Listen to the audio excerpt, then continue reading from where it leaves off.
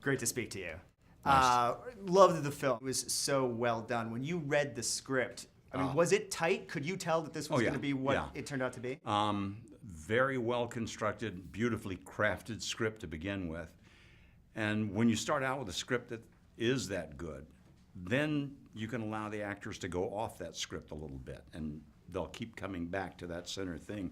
And Will, of course, is known for going off script, ad-libbing and things, but you keep coming back to what the focus is, you should pardon the expression, of the movie. And yeah, I could tell reading the script that it was, you know, you never know whether a movie is going to be successful or not, but I knew it was going to be good. You're right. You can't judge if it's going to be successful or not, but is it going to be good? That's all that's important. And the script is the foundation of that.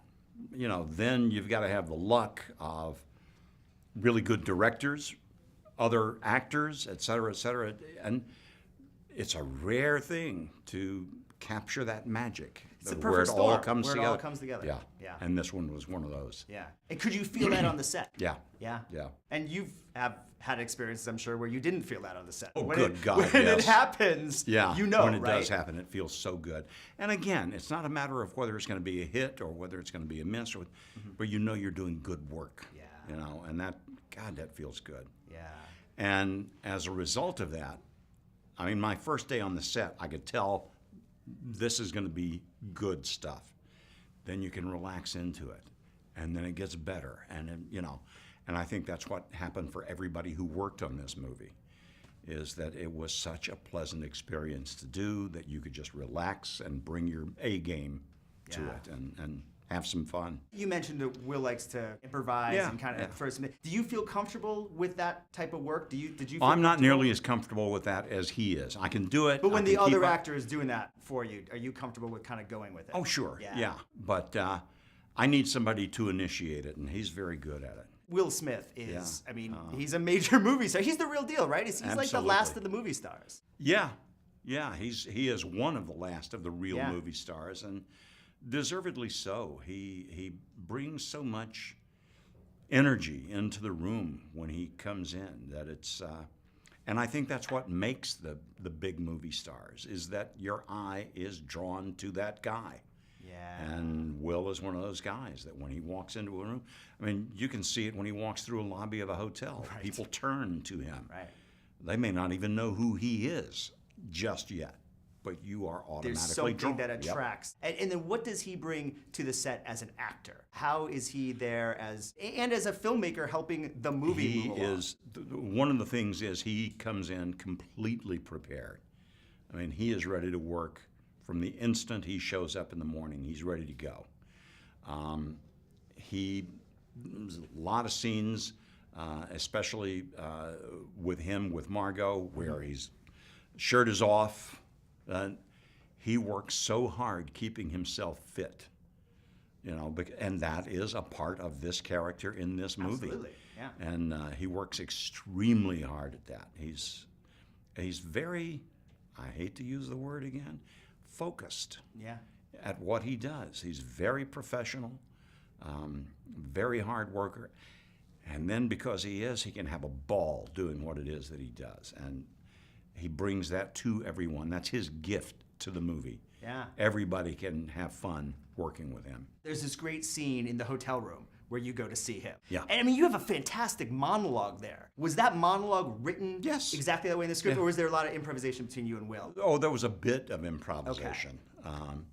Especially toward the end of that scene, there were improvs. Okay. But the vast majority of it was just very well crafted writing. Is that what you're looking for when you're an actor choosing scripts and you Oh, yeah. see a monologue like that? I mean, you jump to play that part, Oh, right? yeah. Even if it's, 5 pages, if it's that well done, you don't think, oh my God, how am I ever going to learn this? Your first thought is, oh God, when do I get to do this? Yeah, oh boy, I get to do this. Yeah, exactly. The directors who did this film are incredible. I love Crazy Stupid Love, their last movie. Tell me a little bit about working with them. They have this wonderful ability to trust the people they've hired to play their roles. They don't then turn around and try to teach you how to act. I've worked with directors who want to play all the roles. John and Glenn could care less about that. They're filmmakers, and they want you to be as good as you can be, and the reason they hired you was for what it is that you can bring to the movie. So there's that equal respect that goes back and forth, and I think it's not terribly rare, but these guys really, really have that sense of honoring their profession by honoring the other people that they're working with in a movie. Is that the most important thing for you from a director working on set? You're looking for that trust, that respect from them? Yeah, and because it's there, you trust them. That anything they do tell you that they'd like to see different, oh, okay, good, let's do that. I never once second-guessed these guys. I would try anything they wanted me to do because I knew that their net was under me. I was never going to fall. So try anything. Sure, I'll do it walking on my hands, but fine, not a problem. Yeah. Let's do this again. I heard you mention that Margot Robbie, you kind of see her as like a young Marilyn Monroe. Yeah. Can you talk about working with her? Because she, coming on the scene in Scorsese's Wolf of Wall Street, I mean, blew it up. I mean, she is the real deal too. Oh, absolutely.